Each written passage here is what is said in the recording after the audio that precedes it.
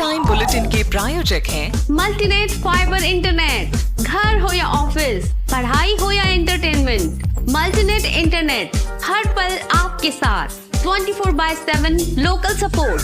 भरोसे का दूसरा नाम मल्टीनेट फाइबर इंटरनेट। इंटरनेट मतलब मल्टीनेट। नमस्कार, मैं हूं माधुरी। आप देख रहे हैं न्यूज 91 राजस्थान। न्यूज 91 के टी टाइम बुलेटिन में आपका स्वागत है। प्रदेश और संभाग की ताजा तरीन खबरों से जुड़ने के लिए आज ही हमारे चैनल को सब्सक्राइब कर लें और बेल आइकन को जरूर दबाएं। चलिए खबरों का सिलसिला शुरू करने से पहले नजर डालते हैं अब तक की टॉप हेडलाइंस पर।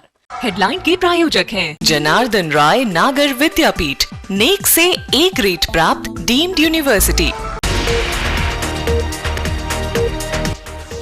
उदयपुर में सरकारी स्कूल में चाकूबाजी की वारदात, छात्र ने साथी पर किया जानलेवा हमला।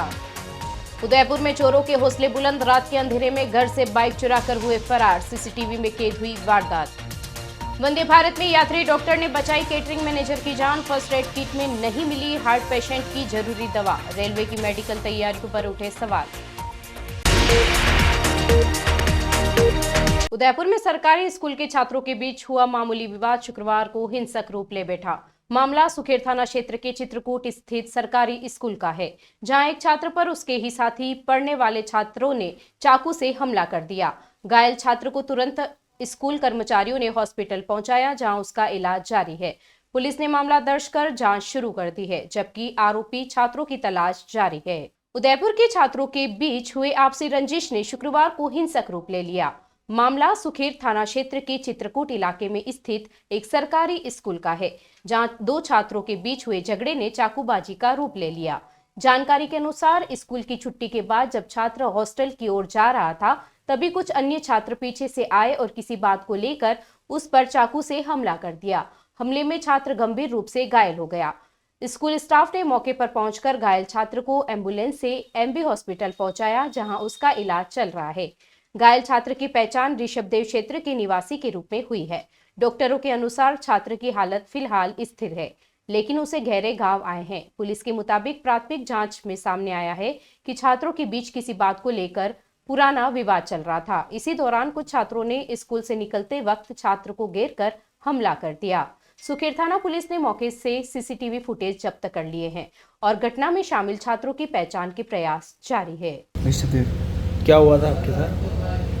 मैं रास्ते से जा रहा था तो किसी बच्चे मेरे बैग को छेड़ रहे थे। मैंने पूछा क्यों छेड़ रहे हो, तो फिर वो मजाक मस्ती कर रहे थे और फिर मेरे को चाकू मार के भाग गए। उदयपुर में चोरी की वारदातें लगातार बढ़ती जा रही है। शहर के बीचों बीच सूरजपुर थाना क्षेत्र में बीती रात 3 अज्ञात चोरों ने नगर निगम के कर्मचारी की एक बाइक चुराकर फरार हो गए।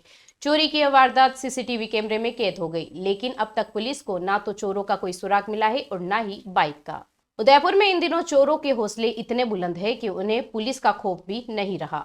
यही कारण है कि शहर में चोरी की वारदातें रुकने का नाम नहीं ले रही है।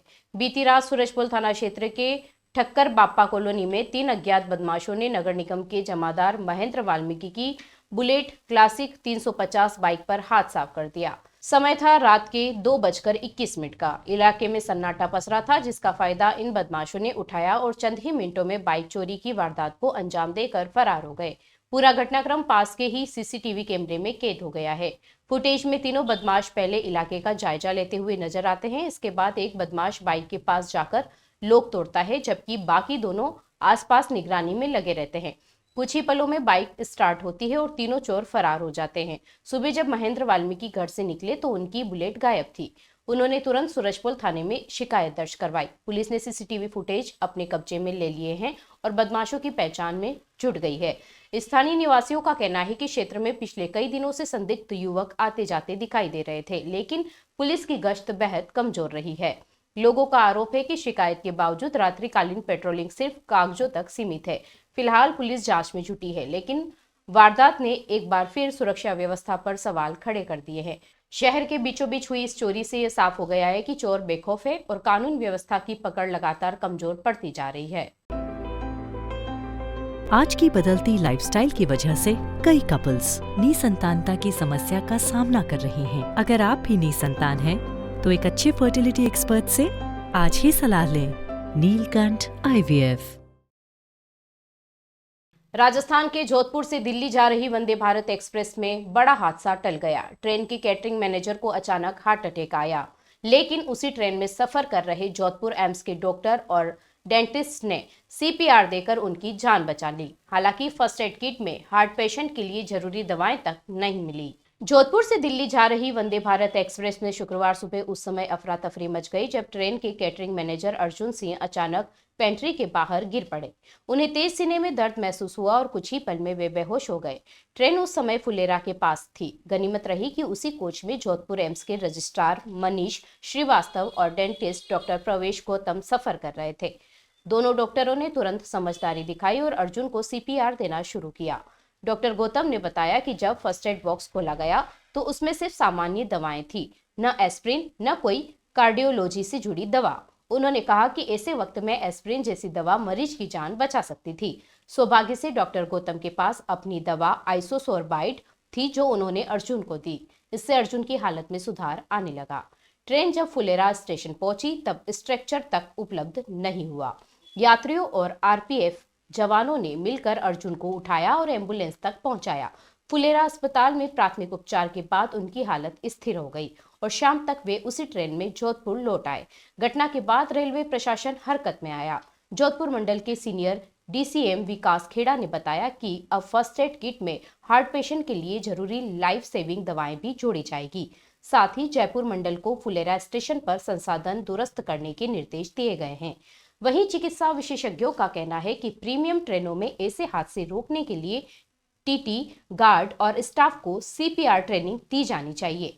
डॉक्टरों का सुझाव है कि इन ट्रेनों में पोर्टेबल ECG मशीनें भी और टेलीमेडिसिन सुविधा भी उपलब्ध करवाई जाए ताकि किसी भी आपातकालीन स्थिति में मरीज को तत्काल सही उपचार मिल सके।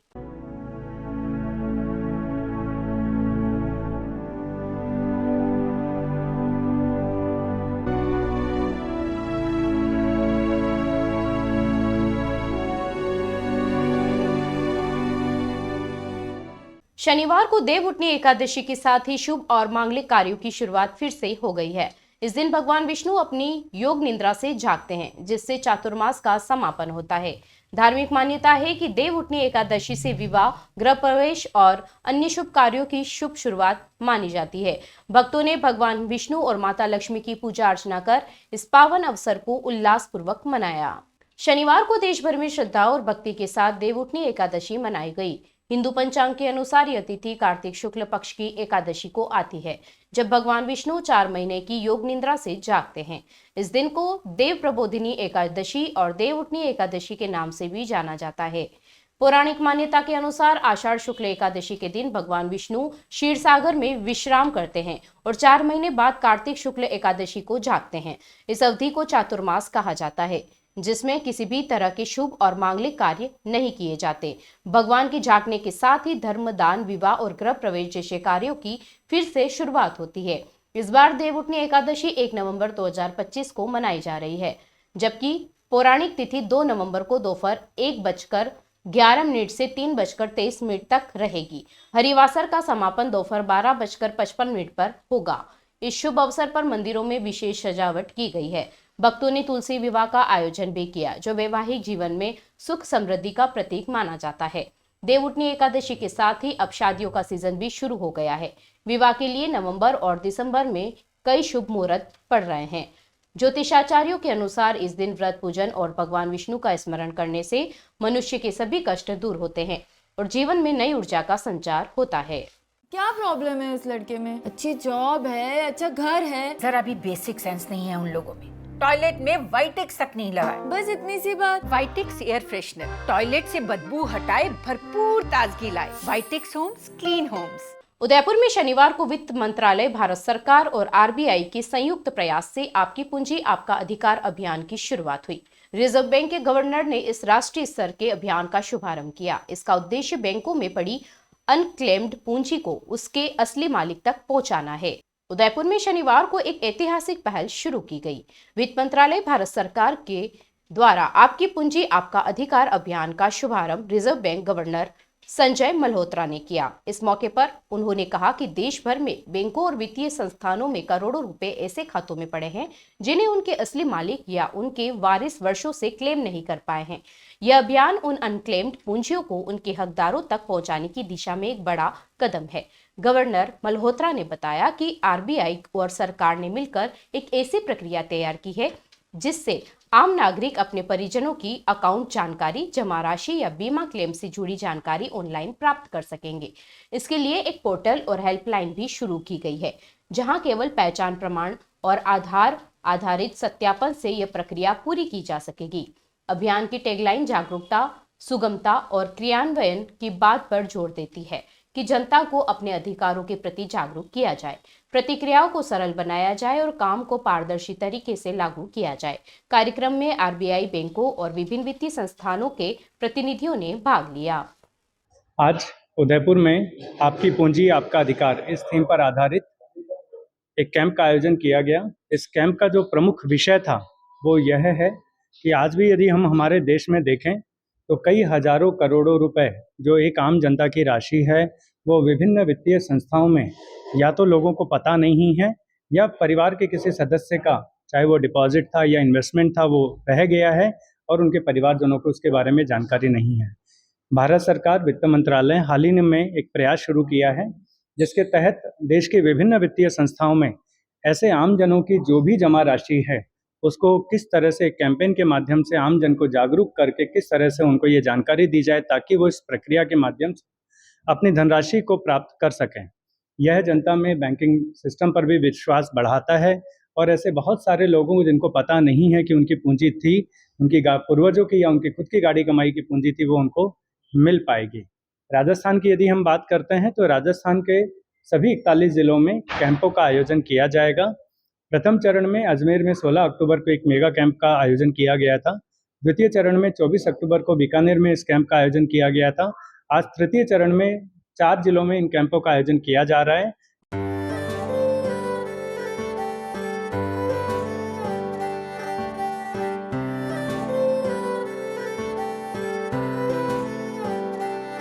मारे आंगणे की तू है लाडली, मारे बगिया की तू है एक कली, मारे आंगणे की तू है लाडली, मारे बगिया की तू है एक कली, जद छोड़ के तू जाएगी हमें लाडो, याद तेरी घनी आएगी, मारे आंगणे की तू है लाडली, मारे बगिया की तू है एक कली। सोजतिया ज्वेलर्स, रिश्तों को नहीं दिलों को जोड़े।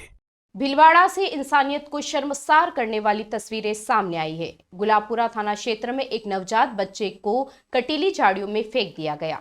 राह से गुजर रहे ग्रामीणों ने जब रोने की आवाज सुनी तो बच्चा झाड़ियों में कपड़े में लिपटा हुआ मिला। ग्रामीणों ने उसे तुरंत अस्पताल पहुंचाया, जहां उसका इलाज चल रहा है। पुलिस ने मामला दर्ज कर लिया है और बच्चे के परिजनों की तलाश शुरू कर दी है। राजस्थान में नवजात बच्चों को निर्दयता से छोड़ने की घटनाएं लगातार बढ़ रही है। भीलवाड़ा जिले में शुक्रवार सुबह एक ऐसी ही दिल दहला देने वाली वारदात सामने आई। गुलाबपुरा थाना क्षेत्र के भोजपुर और दौलतगढ़ गांव के बीच स्थित एक नींबू के बगीचे के पास ग्रामीणों ने जब बच्चे की रोने की आवाज सुनी तो वे सन्न रह गए। झाड़ियों के बीच एक कपड़े में लिपटा नवजात बच्चा पड़ा था। ग्रामीणों ने तुरंत बच्चे को झाड़ियों से बाहर निकाला, उसे गोद में लिया और गांव लेकर पहुंचे। इसके बाद पुलिस और एम्बुलेंस को सूचना दी गई। मौके पर पहुंची पुलिस ने बच्चे को पहले गुलाबपुरा अस्पताल में भर्ती करवाया, फिर उसे गंभीर स्थिति के चलते महात्मा गांधी जिला अस्पताल रेफर कर दिया गया। फिलहाल नवजात शिशु को NICU वार्ड में रखा गया है, जहां डॉक्टरों की टीम लगातार उसकी निगरानी कर रही है। गुलाबपुरा थाना ASI महावीर सिंह के अनुसार प्रारंभिक जांच में यह बात सामने आई है कि बच्चे का जन्म कुछ घंटे पहले ही हुआ था।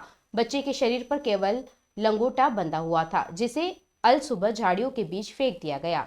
पुलिस का मानना है कि परिजन ही नवजात को यहां लेकर छोड़ गए हैं। फिलहाल मामला दर्ज कर लिया गया है और परिजनों की तलाश जारी है। आपको बता दें, साल 2025 में अब तक राजस्थान के विभिन्न जिलों में 18 नवजात ऐसे मिले हैं जिन्हें जन्म के कुछ ही समय बाद छोड़ दिया गया। इनमें जोधपुर, जयपुर, भीलवाड़ा, बीकानेर और उदयपुर जैसे जिले शामिल हैं। चलते चलते फिर नजर डालते हैं आज की टॉप हेडलाइंस पर।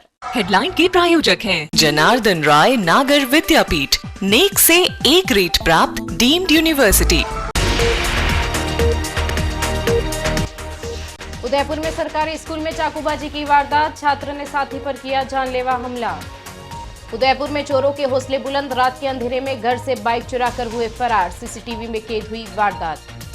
वंदे भारत में यात्री डॉक्टर ने बचाई केटरिंग मैनेजर की जान, फर्स्ट एड किट में नहीं मिली हार्ट पेशेंट की जरूरी दवा, रेलवे की मेडिकल तैयारियों पर उठे सवाल।